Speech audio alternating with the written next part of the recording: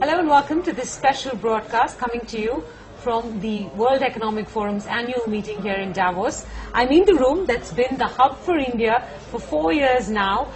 Heads of companies, heads of state, they've all visited this room. This is the room that hosts the Commerce Minister Anand Sharma, and he's here with us today as our special guest. Minister Sharma, thank you very much for your time. How would you characterize the Davos mood? The last few years, the sentiment towards India has been negative, but this year... I won't say that. I won't say that. I'll say the first 2 years it has been very positive. Okay. Last year there was a bit of gloom, doubt, and we were trying to reassure that what the perception was far removed from reality, because there's always a difference between perception and reality. Subsequently, the decisions that we have made, major decisions, opening up other sectors for FDI, which has resonated with the global investors, has turned the mood around, and this time we could feel it much more. Okay. And that is also reflected very clearly in the new reports of the World Bank, the OECD and all the other rating agencies. When you interact with heads of global businesses, what are some of the things they tell you they'd like to see changed in India? You've come a long way in the last 2 years in implementing many of the changes that you just referred to, but I'm sure they have a wish list, as most business does. I know, but you know, as economies have moved forward, even in the developed world, there are always issues. Yeah, sure. And the governments and the policy makers adapt, the societies change. There's no abrupt change, because abrupt changes lead to disruptions. So I think they are satisfied with the direction that we have taken, and the fact that we have demonstrated an abiding commitment to our reform agenda, to liberalization, to creating an environment which is welcoming and supporting of FDI, the steps that have been taken to put in place an institutional mechanism to improve the ecosystem. Okay, let me rephrase that question then. What's on your unfinished agenda? Because you've implemented many changes over the course of the last 2 years. Momentum has picked up, especially in the last year or so. There are now a few months left before we go in for general elections. What is on your unfinished agenda in those 2 No, we want more participation, not only from the investment point of view, that's happening.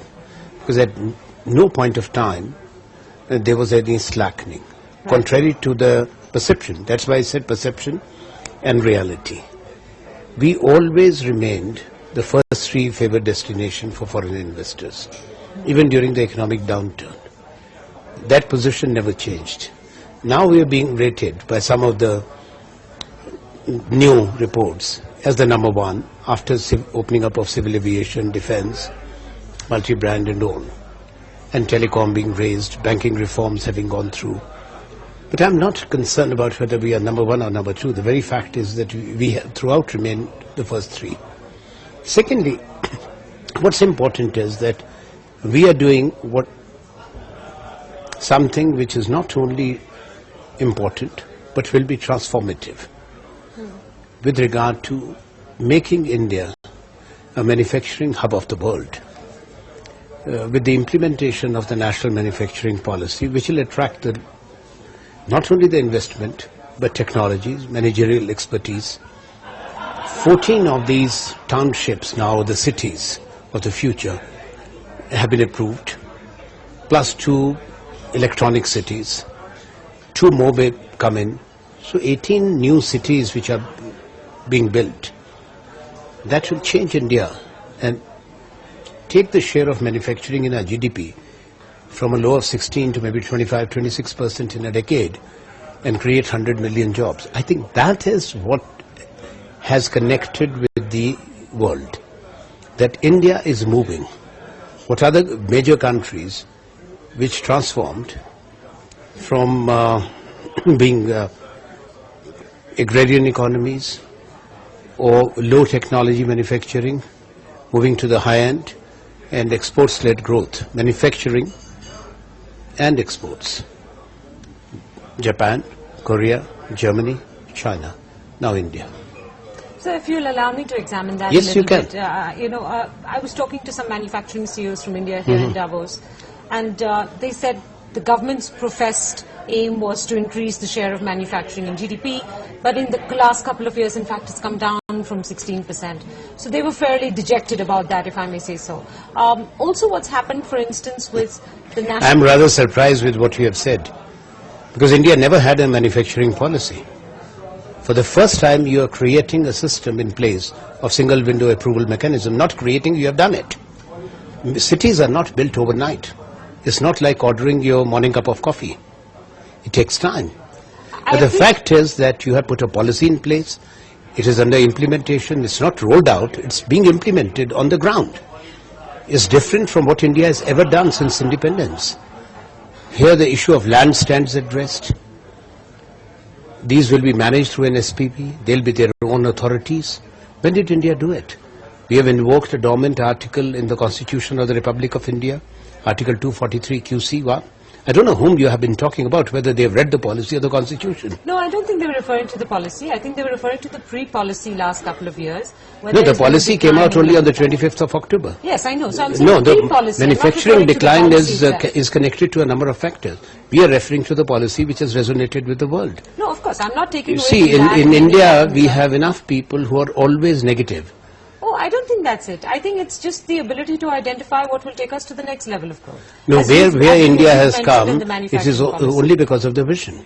Yes, of course, which is what also the FDI policy. This government's vision was to increase manufacturing's contribution. And also the FDI, let's not forget that during a period when there has been a downturn in the world, we have faced strong headwinds. We have also been affected.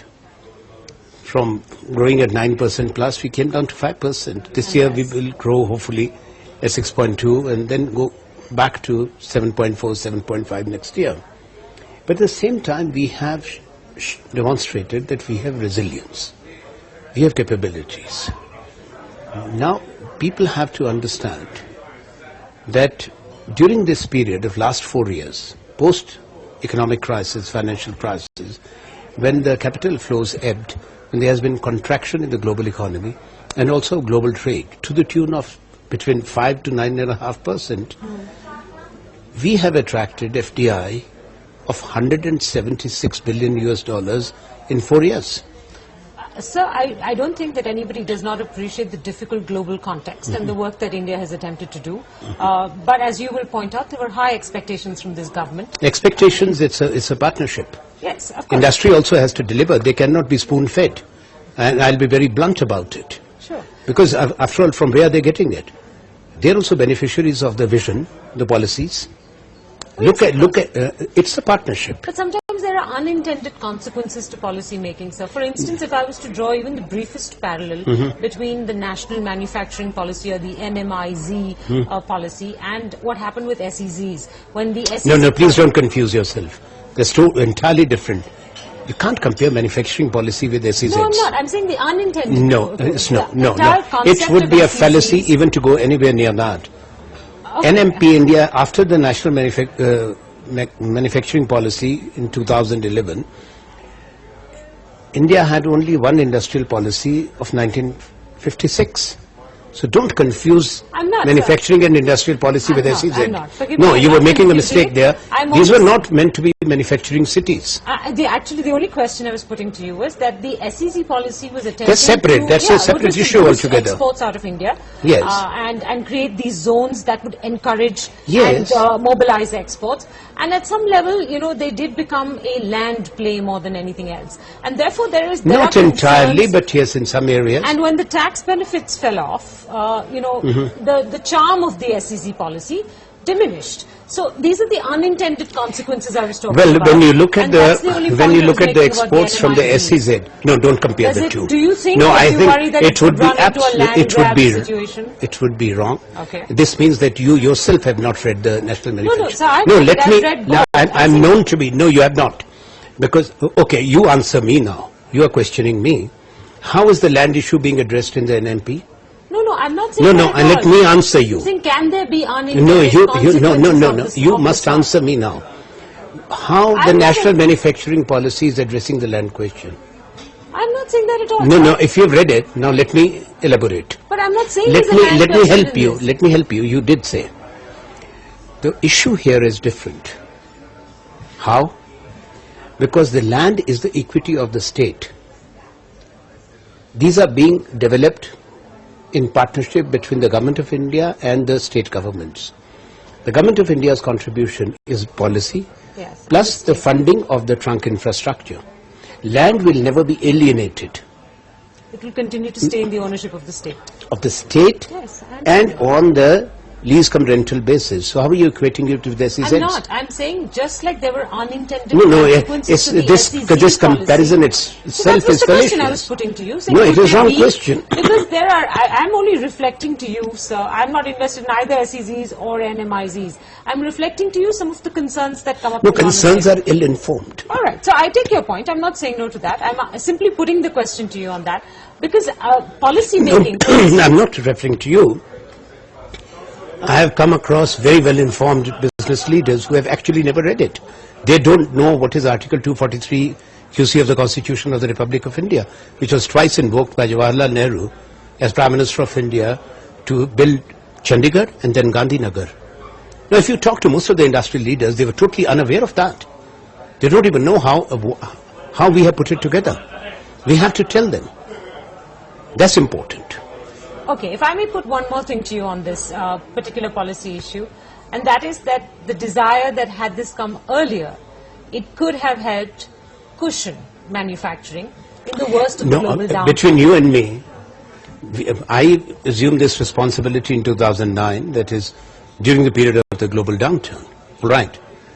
And within 2 years, we gave to India this manufacturing policy. Only 4 countries before that had done what we are going to do and much better. Okay. Now, yes, question is registered. India should have done it 2 decades before. Okay. Why India didn't do it, I have often been wondering about it. Why we didn't do it. Well, sir, it's a question we could put back to the Congress, since it is... It's not the Congress, there have been the many party governments. that's been in power for the longest. No, in this sorry, country, there was also six cumulatively. years of the BJP. No, why? Of course. Were they coming out of primary school? They were also following what was happening in the country. You can't put it to party to party. The question is, we are one country. Okay. Why we did not? The governments don't work in isolation. You're part of the system. You have civil servants, you have policy makers who are benefiting from the inputs. It's always a vision. Nehru had a vision. Dr. Manmohan Singh had a vision. Yes. It's a question of whether you as a leader have a vision or not.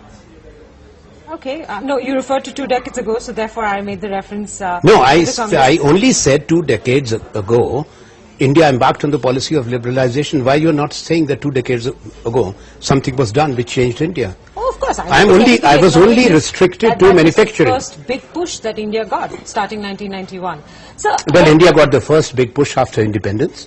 When Nehru... economically, I was No, referring it's to the not. last 2 decades. If those institutions of excellence were not established in 1 decade, India would not have reached where we are. Mr. Sharma, I'm not taking away from that at all. No, what I'm saying, it's important to remind the younger generation that India was a poor country. Still we are poor. But we invested huge resources in less than a decade to set up the Indian Institutes of Technology, Indian Institutes of Management, Indian Institutes of Science, National Institute of Design, institutions of nuclear energy, space energy, you name it, and we did it. And those who came out, there was a period of brain drain when India could not provide opportunities to its sons and daughters. They went away. They created the Silicon Valleys of the world, and today they are the ones who are global leaders. Okay, so maybe I've heard in... And now we have more than doubled. In the last 10 years, we have more than doubled. After 60s, the first decade of this century is when we have doubled the IITs, the IIMs, the Indian Institutes of Science from 1 to 5, Institute of Design from 1 to 5. This has happened. Okay. Sir, since we're not going live, I'll ask you another question. I think I'm getting a cue from your team outside that you're short of time. Do you have a couple of more minutes before, I don't know, I have the Australian minister coming, but okay. Can I take another 5 minutes? I don't want to hold you back. Okay, let me focus on the future. I asked you what is on, your unfinished agenda, so to speak. Any more FDI liberalization that we can expect between now and let's say closer to the election? Could you take us through what your vision is for that? Well, we would like to have FDI in railways as part of infrastructure expansion, and also liberalize further FDI in construction. could you take us or elaborate a little bit on what you have in mind when you talk about this? Or we how will expect to open it actually up? bring in more flexibility and relaxation in compliance guidelines in construction. Okay. And in railways, sir? Yes, we will. A little more detail on how... No, we are going to allow FDI. Right. But I would imagine, is it only like, for instance, in the transport cargo services, or is it to run private? It's a work in progress. Work in progress. You have a very tough job. You invite and attract foreign investors to India. You meet with them. You tell them about the India story. When they come to India, though, sometimes they run into paperwork that even you could not have anticipated. I agree with you. That's why nobody is talking about the changes that have been brought about. First, the NMP, I'm going back, which gives you a single window. These will be managed by the SPVs. As I mentioned earlier, the question of land is settled. Red tape is cut out. Delays are cut out. So why the positives are not getting commented upon? Second, the EBIS project, which is bringing all services, central and state services and approvals on one platform, which the Government of India, my ministry, has developed along with Infosys as part of the mission, national mission mode projects on e-governance. Number 3, on trade, everything is e-enabled. You don't have to go anywhere, file a paper. It's all electronic. Even whatever the incentives are given or the duties drawback, bank's realization certificate, multiple application of filing has been done away with. Payment of fee is electronic. All the terminals for export-import have been electronically linked. There's complete electronic data interchangeability. Sure. You know, these are the positives which perhaps we have not been able to communicate with the global partners, that listen, we have already done this, we are doing it. Yeah. But sir, we also have, for the instance, you opened up FDI and civil aviation areas just waiting for a license. You know, you opened up FDI and multi-brand retail, So and we the now issue? have the Delhi state government. Delhi is a city union territory. So No. the central government's policy is Cannot be reversed. Cannot be reversed. Okay. Number 1, let me tell you. Okay. The policy is a considered policy which came about after intense stakeholders consultations, particularly the farmers, the consumers and the MSMEs, the small and medium entrepreneurs and industry. After that, the Government of India gave an option to the states to opt for it. Now, option is option. Democratically elected governments, legitimate governments in office took a conscious and considered decision and communicated in writing after a resolution of their cabinets to the Government of India. The Government of India gave them the permissions and notified. Now, we never created, option does not mean creating a revolving door. Am I clear now? I get it. So, yes, option is one-time option. Government says they want option is one-time option which was exercised by elected government. So and FDI policy is not the domain or the jurisdiction of a state government. This is only a union territory. Yes, but you did extend to them. No, it was option. Option was exercised. So it's done. Now there's no, you can't create a revolving. Choose to take it to court in some fashion. No, they cannot. The Supreme Court has already given a view. Okay. I have a quick other question, you know, in terms of, again... They cannot go to the court. Let me be firm. Okay. We never created a revolving door. If somebody does not understand English language, what do you mean when you give an option? Okay. Option is not that, you know, you have 100 options. You have one option. You have exercised. The message is loud and clear, sir. A quick last question I'll put to you, again on the unintended consequences. FDI and pharma, the non-compete clause. Yes, it's important. But it could have been left to the Competition Commission of No, they cannot, because they will only come in after the takeovers of the critical verticals.